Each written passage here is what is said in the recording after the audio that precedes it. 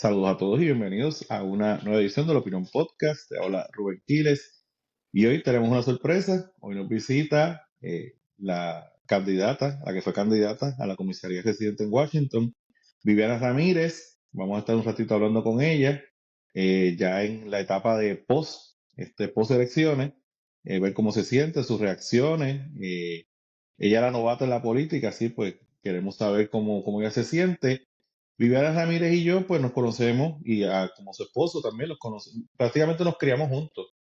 Desde muy jovencitos, pues asistimos a la misma iglesia, como que por allá por los 90, y hemos vivido muchas cosas juntos. Es un matrimonio, una familia que quiero mucho, una pareja que quiero mucho, y que de una forma u otra siempre han influenciado muy bien mi vida. Entonces, cuando yo me enteré que se iba a meter a la política, pues yo entré casi en un ataque pánico. Yo decía, ¿qué es esto? Porque ella nunca hablaba de política. Pero, o sea, yo sufrí tanto con ella, porque inclusive los debates, pues yo, ay, Dios mío, Viviana, y esto, y aquello, lo otro. Pero yo creo que ella lo hizo muy bien, lo hizo muy bien. Y voy a estar hablando un ratito con ella, conociendo o sea, yo tengo unas curiosidades y sobre todo es cómo fue ese proceso, porque honestamente yo tengo podcast, hablo y soy maestro y hablo, pero los debates a mí me ponen mal. O sea, yo puedo, ¿verdad? Yo no soy tan así como que de debate y realmente yo considero que ya soy bien valiente al someterse al juicio público. Pero vamos a arrancar, ¿verdad que sí? ¿Cómo estás, Viviana?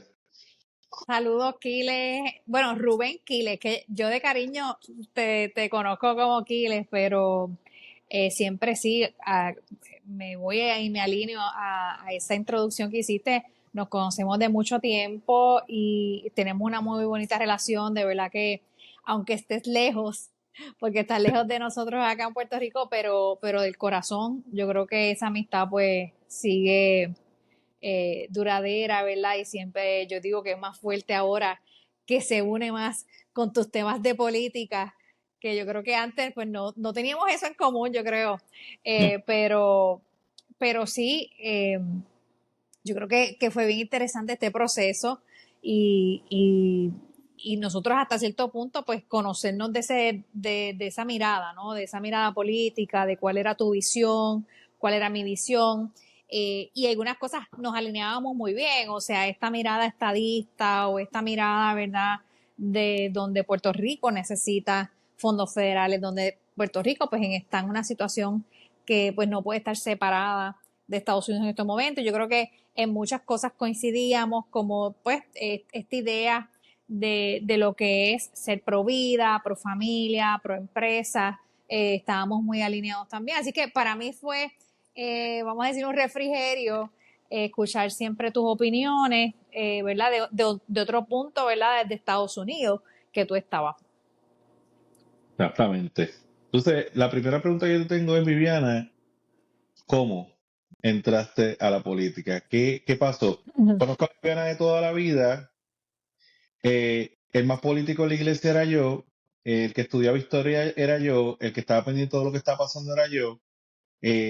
Mis amigos, pues, me daban por loco, no entraban en mis temas, pues realmente, pues, siempre era como que el más, como que, hasta oraban por mí para que yo fuera político, que eventualmente me convertí en maestro. Bueno, Y, no sabemos qué pueda pasar en el futuro. bueno, no sabemos exactamente, no sabemos, hasta el momento no lo sabemos, ¿verdad? Este, me siento muy bien como maestro, pero no sé si no puedo tampoco. Pero ¿cómo empezó?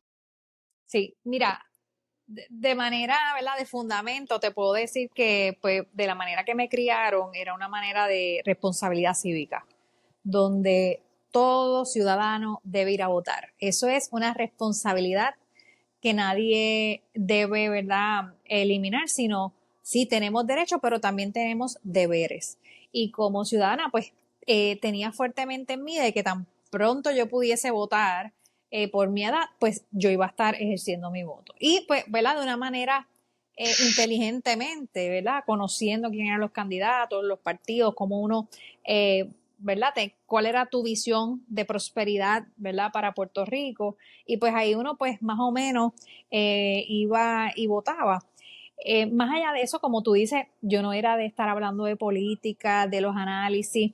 Eh, Particularmente cuando nos conocemos en un contexto de iglesia donde yo tengo una sed intensa de Dios, de entender esas guías, esas reglas, esos principios de la Biblia, pero sí se unían mucho, ¿verdad?, a lo que era la política en el gobierno, ¿verdad?, estas reglas, estas políticas, estas cosas que seguimos. Y pues durante mi caminar de trabajar, que tú trabajas en la rama judicial, vimos muchos procesos donde el mismo juez podía tener una opinión, pero más allá de su opinión era la ley por encima, ¿no? Y tenía que dejarse llevar por lo que dijera la ley. Entonces, en momentos vi situaciones donde cosas se quedaban como al aire y tenía que irse a una jurisprudencia a ver cómo se interpretaba la ley o surgían cosas nuevas, ¿verdad? Antes nosotros no hablábamos de computadoras, ni de tecnología, ni de inteligencia artificial. Entonces son cosas que se tienen que ir enmendando las leyes, se tienen que ir creando nuevas, se tienen que ir derogando otras. Esa conciencia empezó a ser más palpable, ¿verdad? A ser más visual diariamente. Y entonces este sentido, que yo veía como que mucha injusticia, que yo creo que una de las cosas que uno pues va entendiendo cuando, ¿verdad?, tiene una relación con Dios esas cosas del bien y el mal y lo que es la justicia. Entonces Sí. yo veía que muchos políticos, tenían sus propias agendas, uno se ríe ya de el político es el que miente y tiene Ujú. estos conceptos ya definidos de prejuicios porque realmente es que se ha dado tanto y tantos ejemplos, particularmente en Puerto Rico, de corrupción, de que la gente, el pueblo no es lo más importante. Y viendo también, ¿verdad? Ya cuando uno tiene familia, que tiene hijos, cómo entonces en las escuelas lo que se está, los temas que se discuten, cómo corre la información, cuando entró esta situación de perspectiva de género en las escuelas, fue bien complicado, o sea, para los padres. Ujú. Nosotros primero entender a qué se referían, porque de primera instancia lo querían traer como este punto de que vamos a traer equidad para la mujer, en salario, en oportunidades, y parecería que pues tenía algo de sentido o traían esta idea de, de que los nenes también pueden jugar con cosas rositas o con muñecas entonces realmente pues eso no, yo entendía que eso no era el problema es cuando ya entró esta ideología de perspectiva de género donde ya en un certificado de nacimiento tú puedes tener una persona que se haya, ¿verdad?, pasado por este proceso de transicionar y su certificado de nacimiento cambia completamente. Entonces, hubo muchas cosas que yo decía, había como una indignación, como yo decía, mira, esto no debe ser así. Entonces yo creo que uno pues empieza a crear conciencia de qué le toca a uno hacer. Y yo pues empecé a informarme más de lo que yo pensaba. Yo pensaba que sabía un poco, pero cuando empiezo a indagar, a estudiar, a conocer opiniones distintas, yo empecé a asustarme un poco, Kile, sinceramente. Yo dije, yo tengo que hacer algo. O sea, yo estoy sintiendo una incomodidad y muchas de estas incomodidades son porque somos las personas para solucionarlas. Y yo dije, mira, yo entiendo que todas estas necesidades que yo estoy viendo, yo las veo bien sencillas. O sea, yo sé que soy una persona íntegra, yo sé que soy una persona que si yo digo algo es para buscar resultados, yo no Ujú. voy a estar prometiendo cosas que yo no puedo cumplir. Y dije, esto es lo que uno quisiera como un político, que uno pueda tener esa confianza, esa seguridad de que, mira, esta es mi propuesta y esto es lo que voy a hacer. Y cuando vienen esos 4 años, tú ves que eso es lo que hace. O sea, ese sentido de que tu sí es un sí, que tú no es un no, yo creo que era sumamente importante para mí y yo creo que eso fue lo que yo empiezo a entonces entrar más con Proyecto de Dignidad. Yo había votado por Proyecto de Dignidad y ahí entonces que digo, voy a ayudar, voy a servir dentro de los comités municipales de Bayamón, simplemente voy a servir. Pero entonces dentro de servir, dentro de conocer la gente, dentro de dialogar varios temas, que Sí. me encontré que muchas personas pensaban igual que yo, como tú, y entonces nosotros decíamos, pues tenemos que hacer algo. Y en ese algo empiezo a ver, identificar necesidades donde yo me veía con los requisitos. Y entonces otra persona los veía, mira, Viviana, tú deberías hacer esto, tú deberías hacer lo otro. Y entonces ahí es que va llegando esta idea de entonces entregar una candidatura, ¿verdad? Someter esa candidatura. Particularmente pues mis experiencias con los fondos federales, con la parte de Estados Unidos, que he trabajado con diferentes estados y todo esto pues me llevó a escoger más, ¿verdad? Esa posición de comisionada residente y a última instancia mi intención no era un puesto o lo otro. Yo llegué claramente a Proyecto Unidad a decirle, mira, úsenme o utilícenme donde ustedes me necesiten. Y en esos momentos, pues ahí es que me necesitaban. Ellos me hicieron bien claro, mira, nosotros estamos viendo este puesto, debes solicitarlo. Y entonces, pues ahí pasé todo el proceso con el Consejo de Gobierno, que ellos tenían un proceso de aplicación o de solicitud, y pues lo pasé. Y entonces ahí, pues ya ahí me quedé como un poquito ya más pasmada en el sentido de que no turning back. O sea, ya empezamos, ya dijimos que sí, ya nos calificaron, ya no se puede echar para atrás. Y, y sí, te confieso que muchas noches oraba y le decía al Señor que pasara de mí esta copa si era necesario. Pero siempre decía, que se cumpla tu voluntad, que se haga tu voluntad. O sea, lo decía completo. Pásame No, esta pero copa, pero que se cumpla tu voluntad. es gracioso porque es como que, mira, yo quiero trabajar y lo que tú quieras, pues. Pero fíjate, tengo la candidatura para comisionada residente, la segunda plaza más importante del país, ¿la quieres? Ah, pues está bien, chévere. Es como que ese Sí, estilo. Y sabes inglés, ¿verdad? claro, sí, Ese sí, era el no, chiste, ese era yo, el chiste, ese fue el chiste sí, como, también sabemos cuando inglés. vas a Entonces, resolver. oye, ¿qué te digo con eso también? A veces nos crean una idea de este debe ser el camino hacia una posición política o este Ujú. de tú debes lograr esto primero para después tener unos prerequisitos. Ah, Sí. primero ser representante o primero ser senador.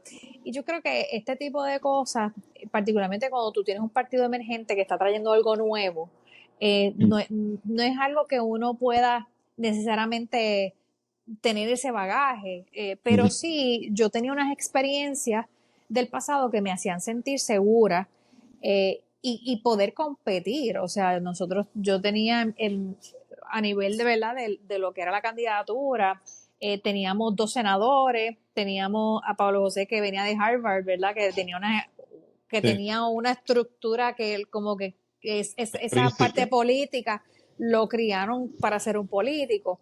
Y Ujú. entonces, pues yo sí tuve que poner, ¿verdad? Ese chip de decir, me estoy más allá de verme como algo o tener un título, para mí yo creo que lo más importante era llevar el mensaje de lo que el pueblo quería, de lo que el pueblo estaba pidiendo. Este, ¿Y qué te pareció el proceso a nivel político? ¿Cuán complicada fue la campaña política? Eh, ¿Qué experiencia te marcó más de ese proceso político? Mira, muchas cosas. Pudiese comenzar diciendo que aprendí muchísimo y muchísimo, yo me siento que hice como una maestría en un año, Ujú. porque además de que la comisaría residente pues tiene sus particularidades en lo que es, ¿verdad? Washington DC, la relación con Puerto Rico y Estados Unidos, más allá de eso, entender cómo se trabajaba la parte política en Puerto Rico, donde una de las cosas que más me llamaba la atención era este sentido de estrategia. Políticamente se realizaba estrategias, o sea, se identificaba cuáles eran ¿verdad? Tus fortalezas como partido, tus debilidades como partido, limitaciones. También se veía, ¿verdad?, quiénes eran tus competidores y cuáles eran las debilidades y las fortalezas de tus competidores. O sea, tú tenías que evaluar todo, una estrategia. Entonces, eso a mí me sorprendió bastante porque yo estoy todo el tiempo pendiente, mira, vamos a crear unas propuestas viables para Puerto Rico que funcionen a Puerto Rico, pero se daba esta dinámica de que vamos a crear una estrategia para crear unas percepciones de lo que yo quiero llevar, el mensaje que yo quiera llevar. Brutal. Eh, entonces, en unas áreas, estaba empezando en unas áreas, pero en otras yo conocía bien mi mensaje. Yo estaba bien clara, yo siempre llevé el mensaje de que yo soy la única republicana, la única conservadora, pro vida, pro familia, pro empresa. Yo siempre fui bien clara con mi mensaje y ahí tú te das cuenta cómo otros llevan esa línea de crearte unas percepciones.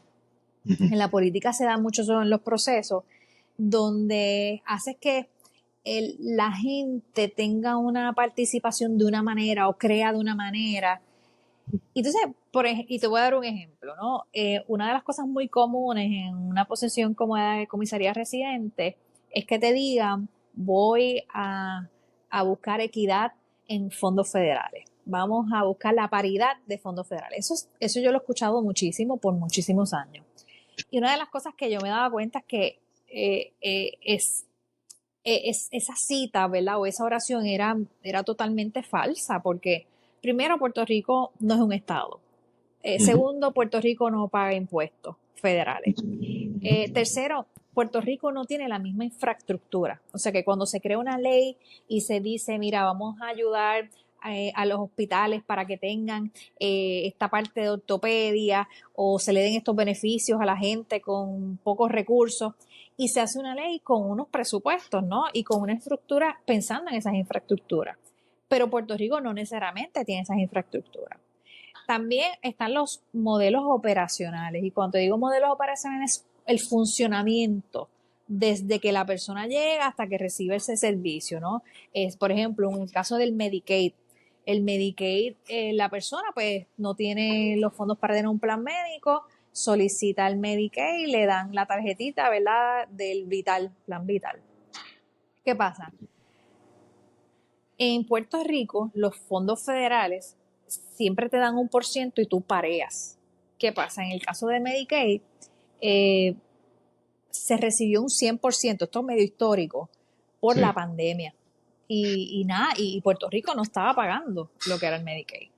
¿Qué pasa? Luego que pasa la pandemia, ellos lo vuelven a bajar, pero no lo bajan tanto. Antes estaba como en un 56%, pues ahora lo bajaron como un 76%.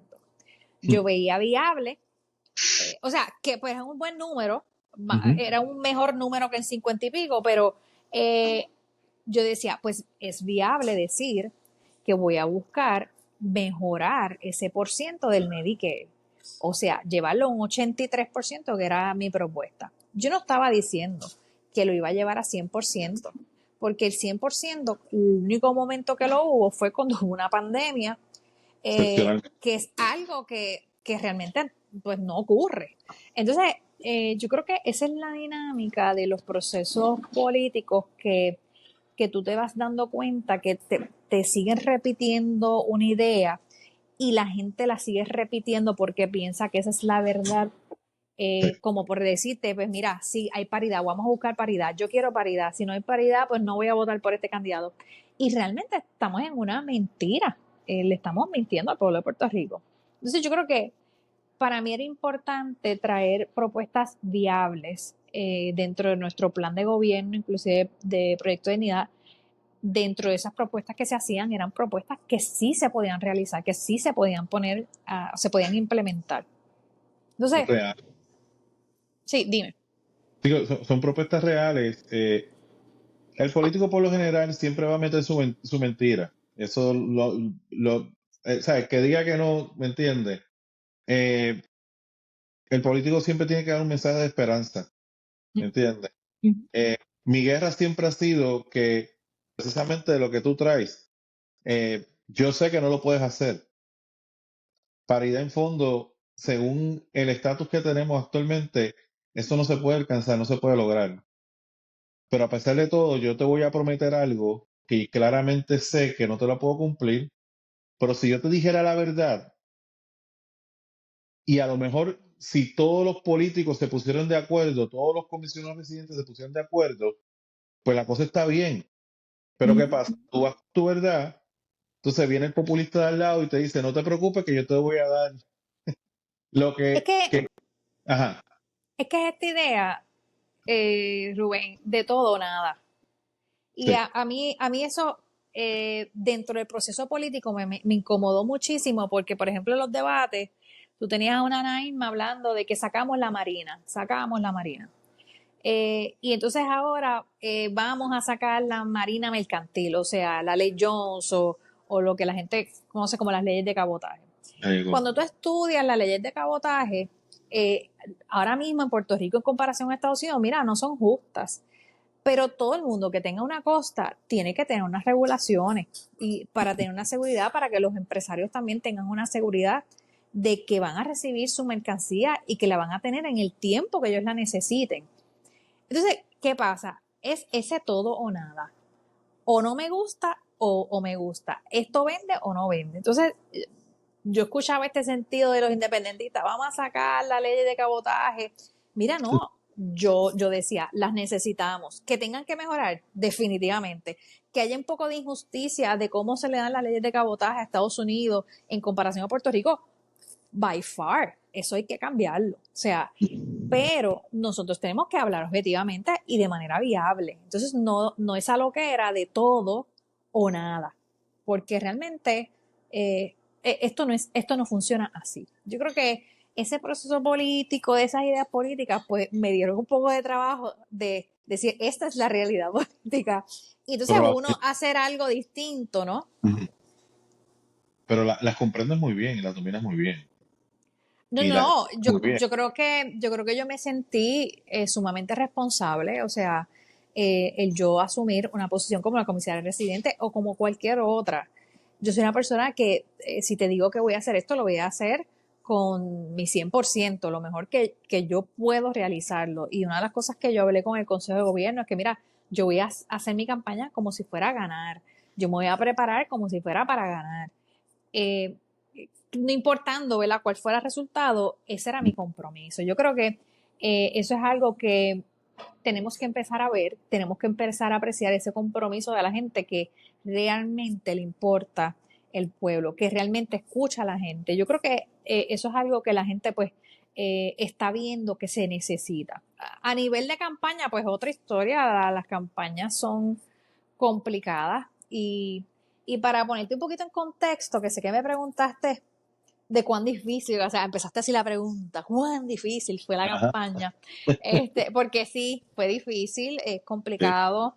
Eh, hay que ponerlo primero en contexto. Uno es que Proyecto de Dignidad sí es un proyecto, ¿verdad? Un partido nuevo, ujú, eh, y que este era su segundo cuatrenio, ¿verdad? Presentando una plataforma, ¿no?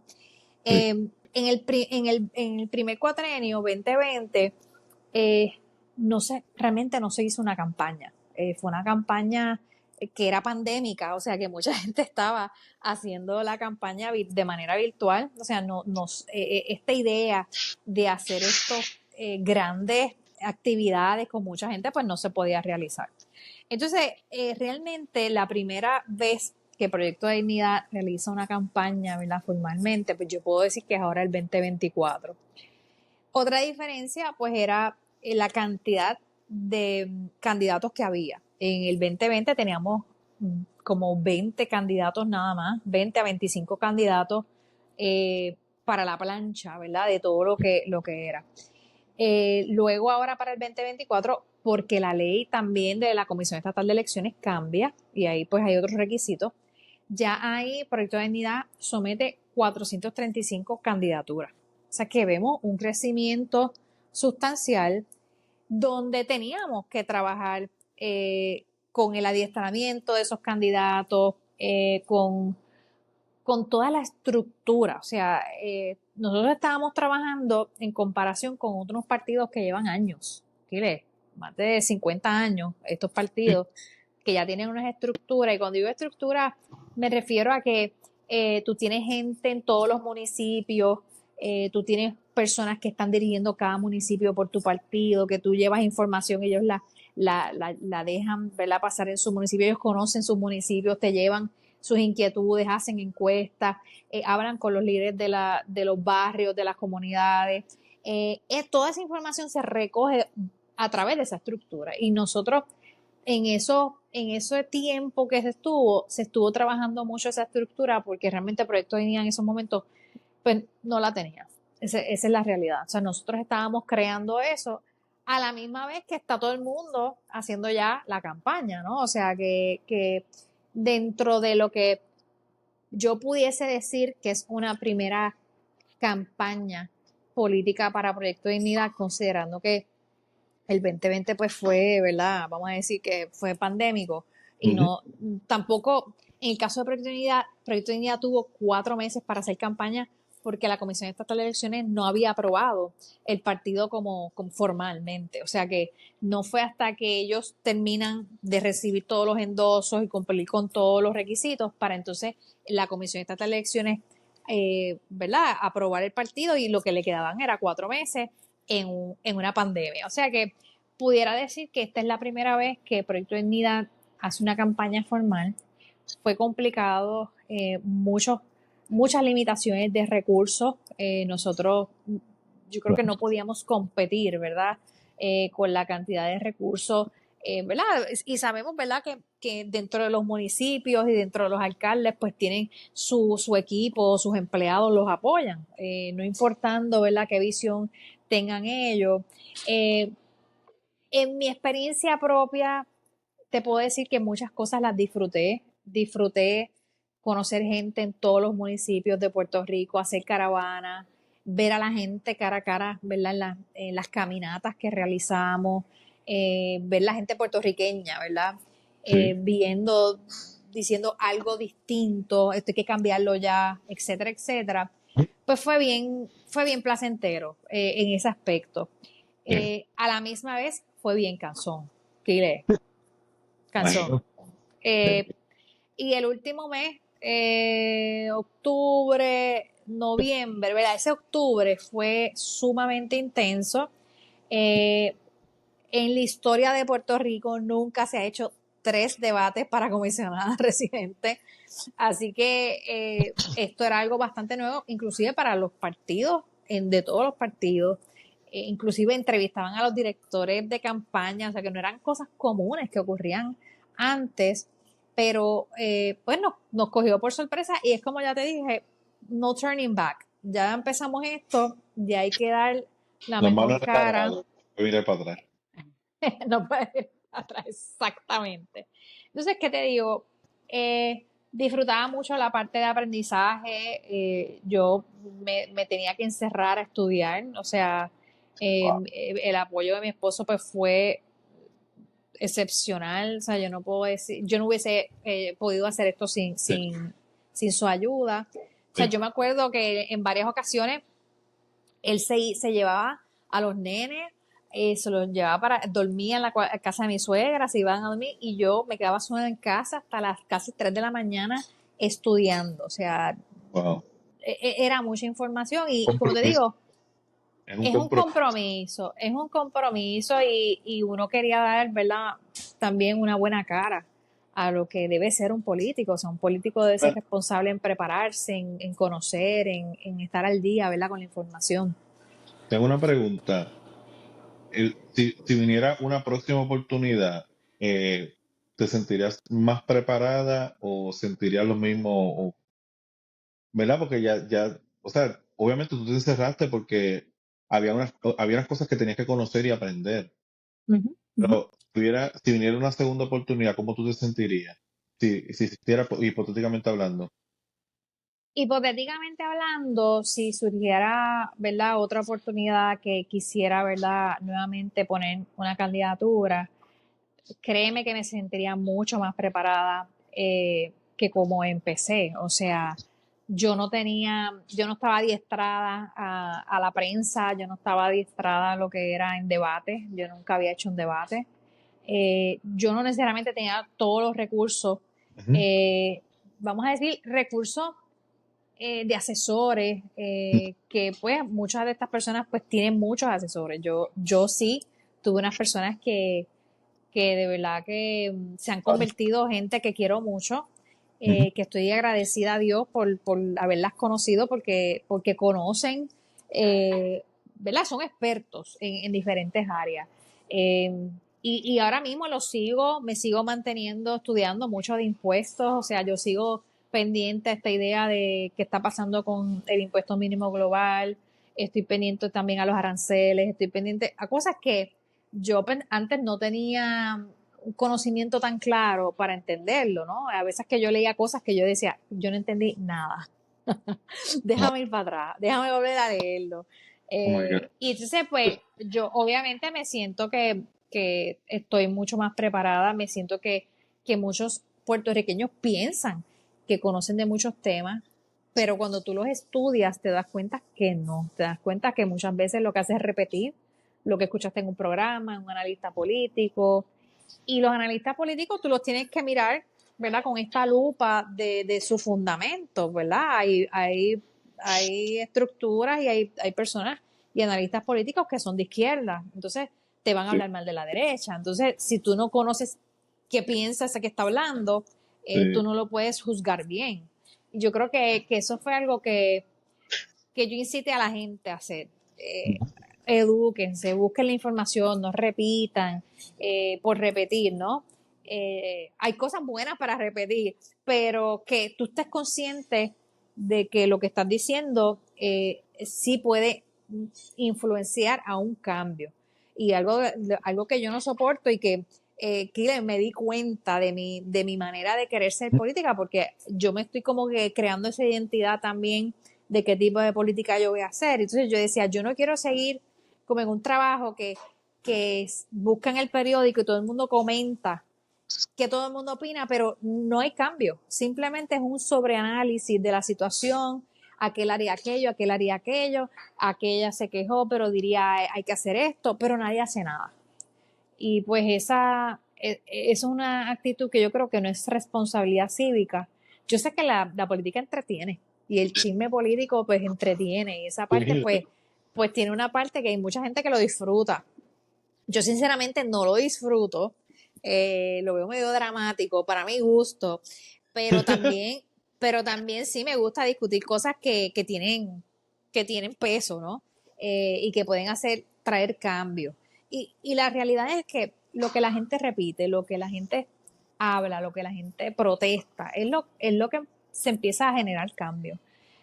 Yo vi muchas de las estrategias políticas de otros partidos era decir una mentira y repetirla muchas veces. Y como la gente lo escuchaba tanto, pues decía, esto tiene que ser verdad porque de aquí me están diciendo esto, acá me dicen lo mismo, allá me dicen lo mismo, pues tiene que ser cierto.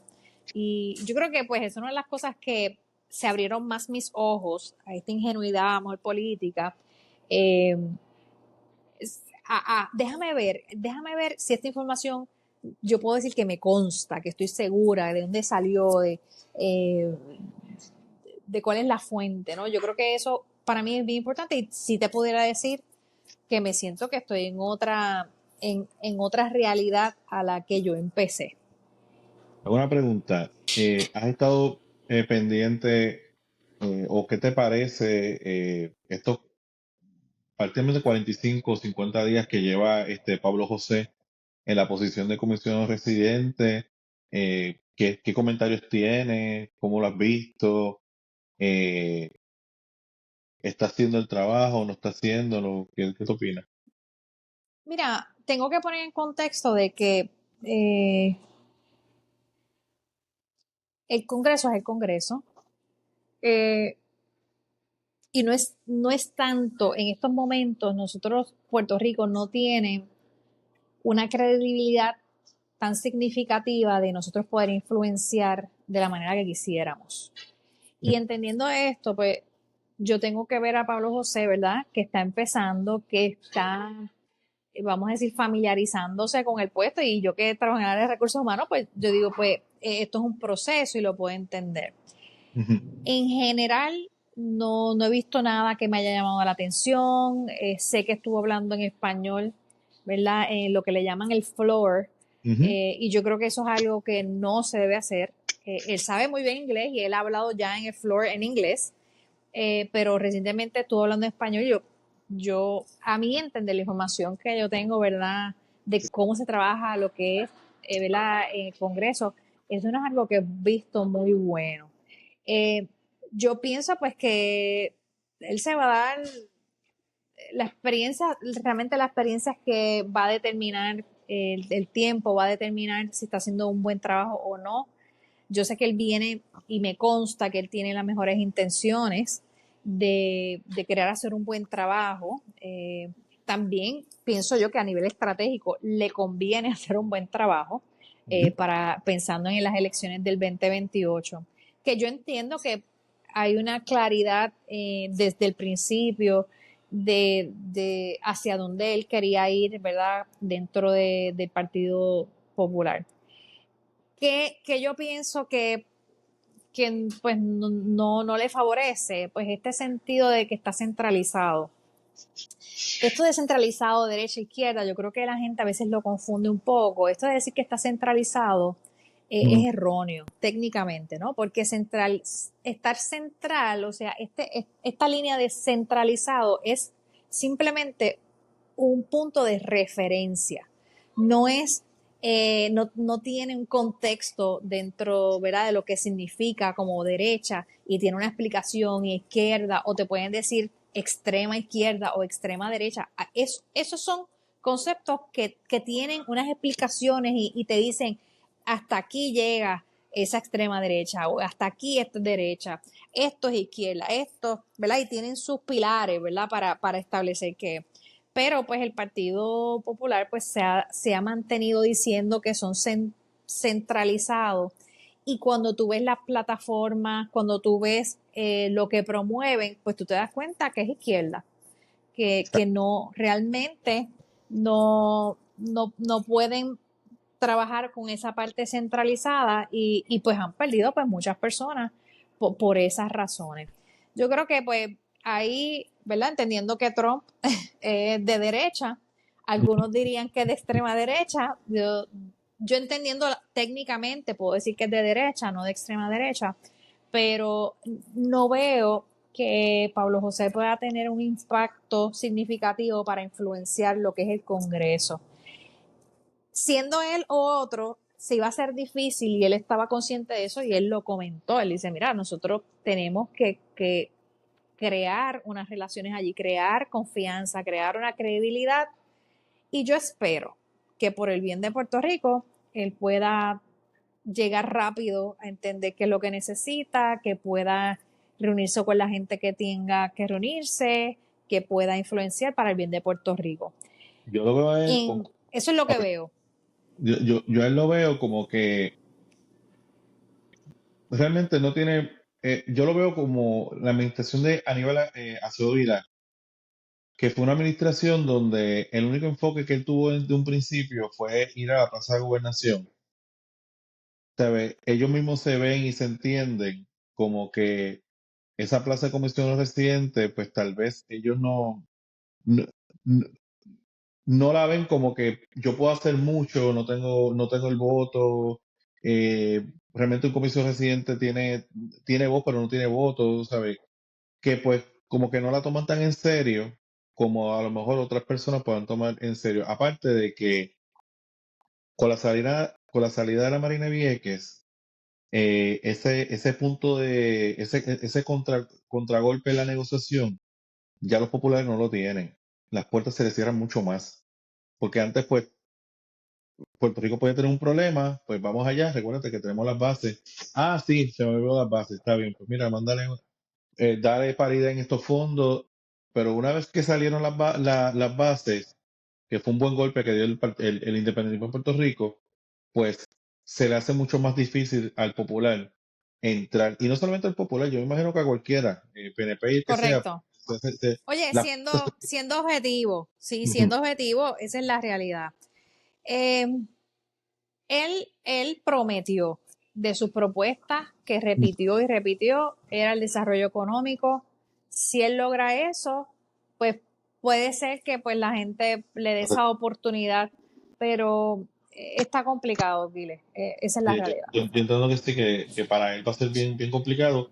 Y más que él quiere ser gobernador y ya, se acabó. O sea, no hay de otra. Yo creo que es la última esperanza el problema con los partidos es que precisamente es esto. Ya hay dos partidos generales, el Partido PNP, el Partido Popular Democrático, prácticamente tiene la mayoría de las personas y tiene, pues, no solamente, tú mismo lo estabas diciendo, no solamente un partido tiene que ver con registrar el partido allá en Hacienda y este es el partido, ¿no? Es que también tú tienes que incorporar unos elementos al partido, como la persona de barrio, como los que cuentan las papeletas, con lo que, o sea, es una estructura bastante grande. Entonces, y ya esas estructuras ya están en estos dos partidos desde hace más de 60 70 años. Entonces, cuando entran nuevos partidos, pues tú tienes, no hay gente, o sea, ni siquiera los votos, no hay gente. La gente vota por dos partidos, o sea, tú tienes que destruir un partido y con eso que sobra de ese partido, que eso fue lo que hizo Movimiento Victoria Ciudadana, sacó en los de la izquierda que tenía el Partido Popular Democrático y se suma a Victoria Ciudadana, ¿entiendes?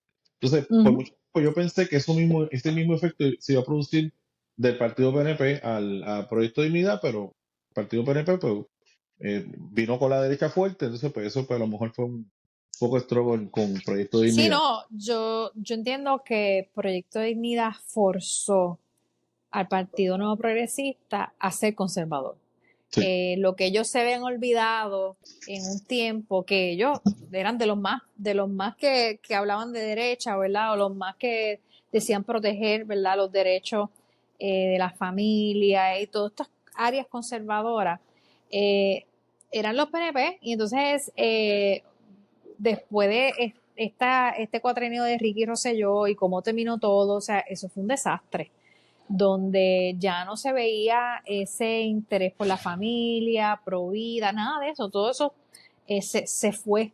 Entonces yo creo que con Wanda, con Pierluisi, todo ese tipo de cosas les hizo muchísimo daño a ellos verse nuevamente como ese partido que protegía a la familia, que protegía la vida, que promovía a ese empresario, ese desarrollo económico. Entonces yo creo que pues todo eso eh, hace que el PNP diga, no, ahora yo tengo que hablarle a los conservadores, ahora yo tengo que defender de alguna manera, ¿verdad? Asuntos bien particulares de lo que son los conservadores. Y hablaban claro, Rubén Quiles, yo sentía que cogían las mismas partes de las propuestas que nosotros hacíamos y luego las repetían igualito. O sea, era una cosa que yo decía, como que se están convirtiendo. Y tuviste un Pierluisi que llegó un momento a decir que se haga la voluntad de Dios en mi vida, y ahí que se fue, pero bueno, lo que te quiero decir es que yo hace tiempo no veía eso en la política, este sentido de valores, de principios, de conservadurismo, no lo había notado tanto como cuando ahora el PNP, ¿verdad? En este cuatrenio, pues eh, se presentó como la opción de derecha. Tengo una pregunta, yendo por esa misma línea, ¿qué tú piensas ahora? Yo creo que hay un antes y un después para el sector conservador. ¿Cómo tú ves ese sector conservador en el futuro? Eh, ¿Cómo tú piensas que continuará influenciando la política a nivel de Puerto Rico o va a llegar un momento que simplemente los hechos conservadores se van a disminuir, se van a eliminar? Mira, yo pienso que van a continuar.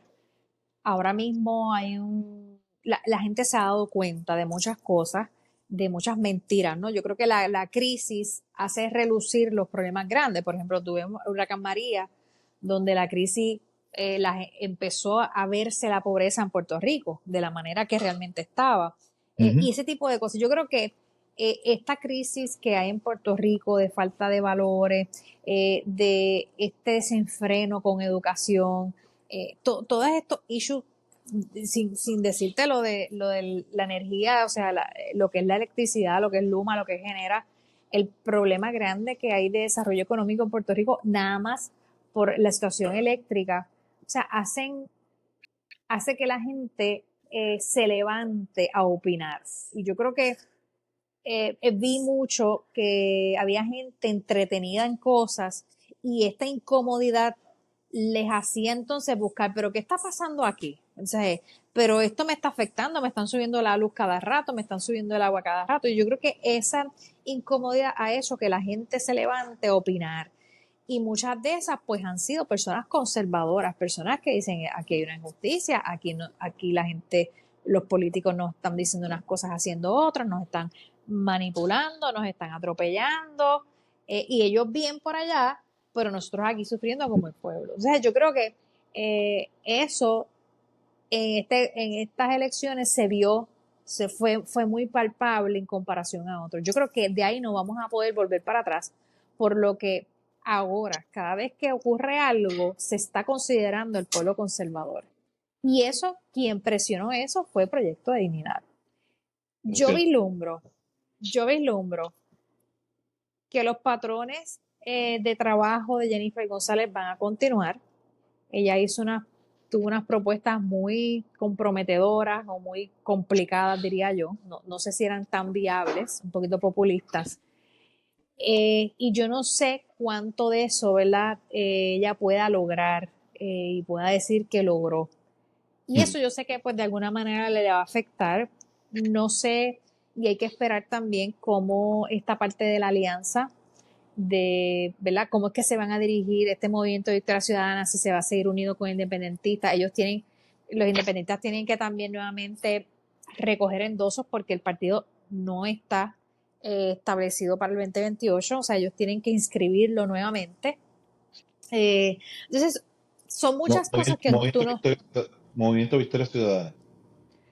Y los independentistas tienen que endosar, tienen que buscar sus endosos como partido, no como candidato. Ok. Candidato, si tú estás como, si tú estás en primarias, tú buscas tus endosos. Sí. Pero a nivel de partido, tú tienes que cumplir con unos requisitos mínimos con la Comisión Estatal de Elecciones, como tener, por ejemplo, tener 35 alcaldes, candidaturas de alcaldes sometidas. Si tú tienes 20, pues ya eso es un requisito que tú no cumpliste para que tu partido quede inscrito para el próximo cuatrenio.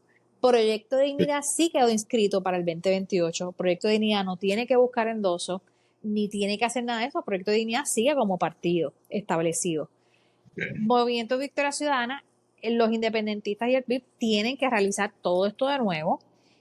No me estaría raro que se les haga fácil al PIB a realizar esto, pero cómo Movimiento Victoria Ciudadana lo va a lograr, no sé. No sé si van a querer hacer un tipo de alianza. Yo creo que esto es algo que hay que evaluar porque esta realidad de lo que ocurrió en este cuatrenio no creo que vuelva a ocurrir para lo que son los independentistas. Por lo que yo pienso que hay una gran oportunidad para que Proyecto de Dignidad se deje sentir para ese 2028.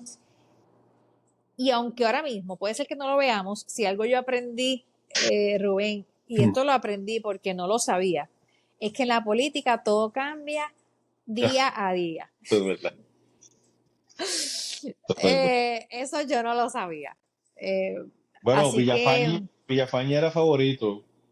Y después del tuviste, intento de hablar en inglés, tuviste, más de tú lo 80.000 viste. estadistas votaron por Pablo José. Y ahí está claro, ¿no? Y yo creo ¿verdad? Valida mi punto, pero es algo que aprendí, algo que vi. Ahora mismo el PNP tiene esta narrativa o esta frase que quiere recalcar de que Proyecto de Dignidad se está desboronando, Proyecto de Dignidad ya no existe, Ujú, etcétera, etcétera. ujú. Y otras personas también que quieran insistir en que no se necesita ya el partido Proyecto de Unidad. Yo Sí. creo que eso va a cambiar. Yo creo que en este momento pues no se ve así, pero yo entiendo que ya para el 2027, 2028 se va a ver esa necesidad nuevamente, ¿verdad? De líderes conservadores que protejan la vida, que protejan la familia y que haya esa libertad económica que se necesita para que haya un desarrollo económico real en Puerto Rico. Tú sabes que en el tiempo que tú estabas haciendo campaña, yo estaba, obviamente estoy pendiente al radio y muchos de los que hablaban, la gente estadista cuando hablaba de tu candidatura era precisamente eso, la capacidad que tú tenías de enfoque, que nunca te saliste de, o sea, Pablito José, tomando el ejemplo de él dice que es centro, pero el ser centro es la parte cómoda porque puedo tomar cositas de la izquierda como que puedo tomar cositas de la derecha, entonces, pero soy centro. Y el PNP también lo hace mucho, pero lo que más, la gente que escuchaba, lo más que miraba era que te mantenías como precisamente eso. Tu producto es que eras una voz de derecha, una voz conservadora, y conservadurismo no es solamente, ¿sabes? Para la gente piensa conservadurismo solamente en las cuestiones morales. Sí está el concepto moral de el valor que le damos a la vida, etcétera, pero también está el hecho de cómo queremos que corra la economía. Y una economía Ujú. que se base en la libertad económica.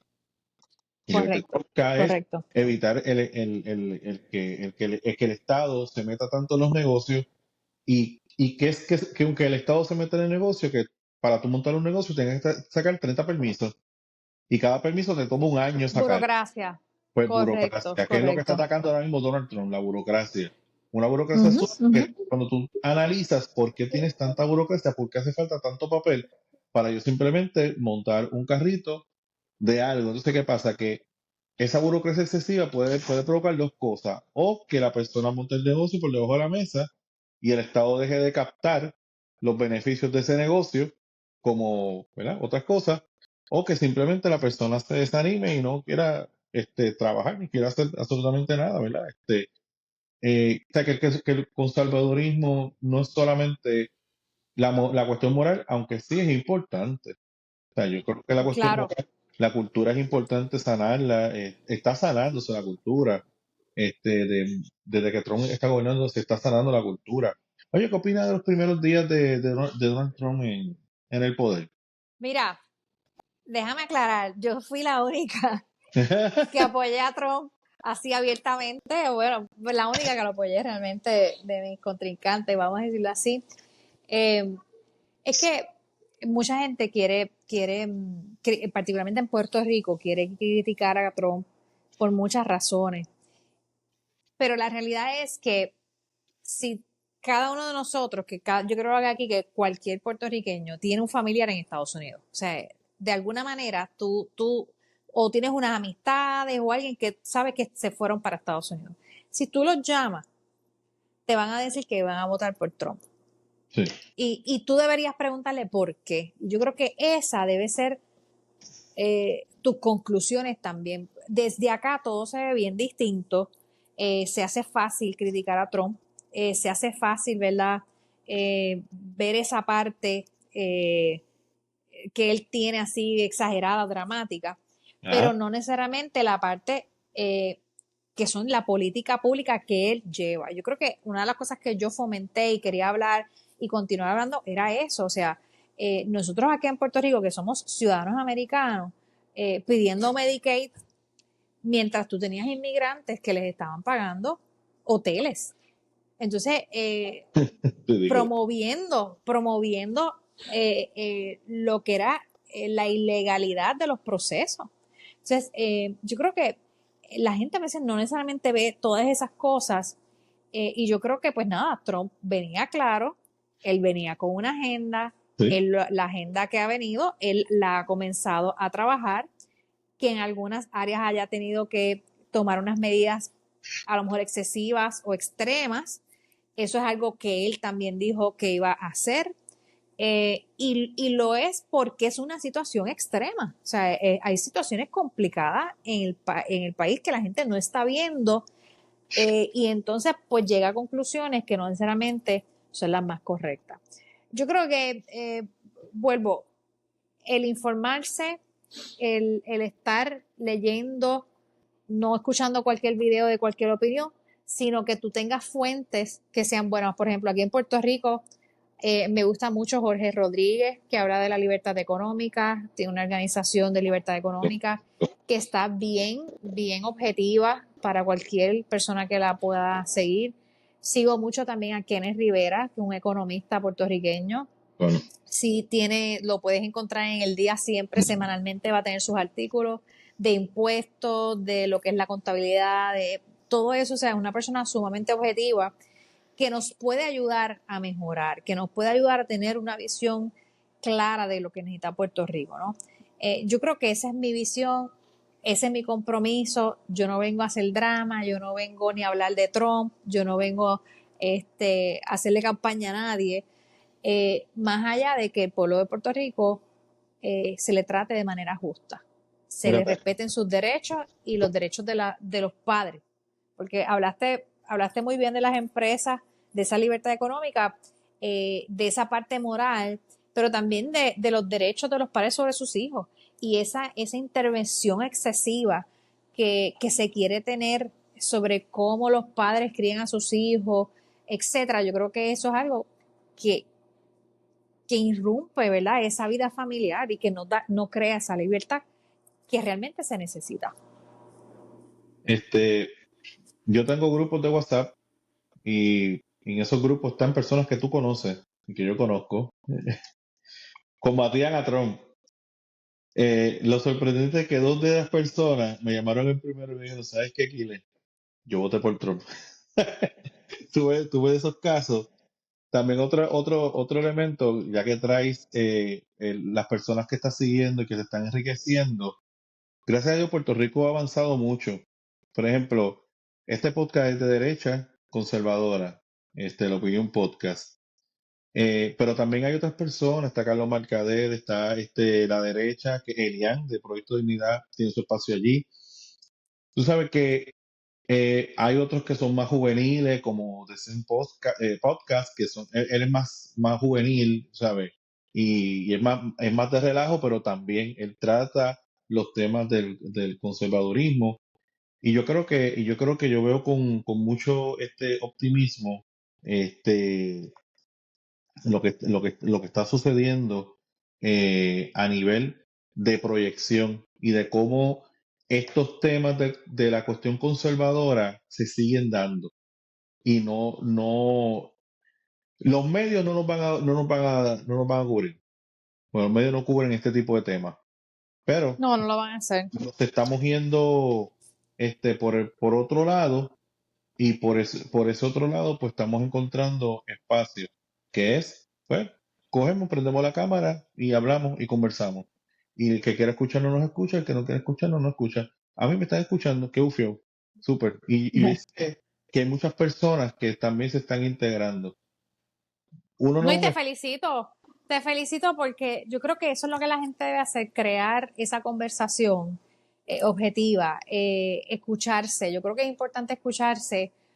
Otra cosa que aprendí muchísimo es que los políticos te pueden decir unas ideas, pero la plataforma del partido es otra, ¿no? Y yo creo que hay que empaparse de qué es lo que está ofreciendo el partido, porque más allá de lo que el candidato quiera, se va a hacer lo que dice la plataforma. O sea que hay una parte política que no necesariamente la gente lo entiende a su perfección y es involucrarse más y más. Yo creo que este tipo de programa que estás haciendo, como lo habla de una manera práctica, una manera más relajada, ¿verdad? De Ujú. escucharnos, vamos a decir, de las opiniones, yo creo que ayuda mucho a la gente a llegar a sus conclusiones propias y a sus creencias de la política y de lo que creen que es mejor para su país.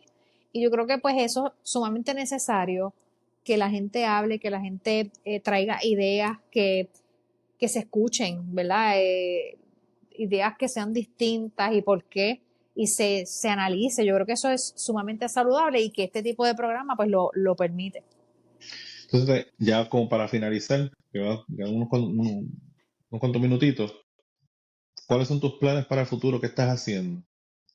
¿O qué vas a hacer? Mira, pues mira, yo no he dejado de ser pastora. Ujú.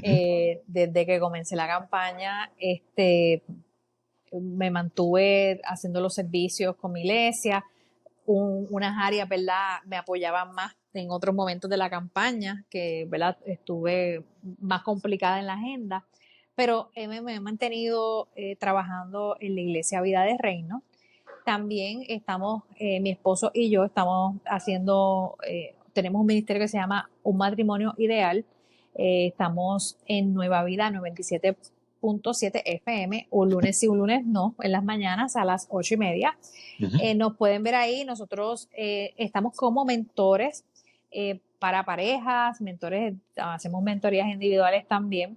Y lo que queremos es llevar ese mensaje práctico para que la gente pues pueda crecer en su proceso, ¿verdad? Todo el mundo está en un proceso, pero cómo ayudarte a darte unas herramientas para que puedas salir esos procesos complicados o que puedas mejorar más rápidamente.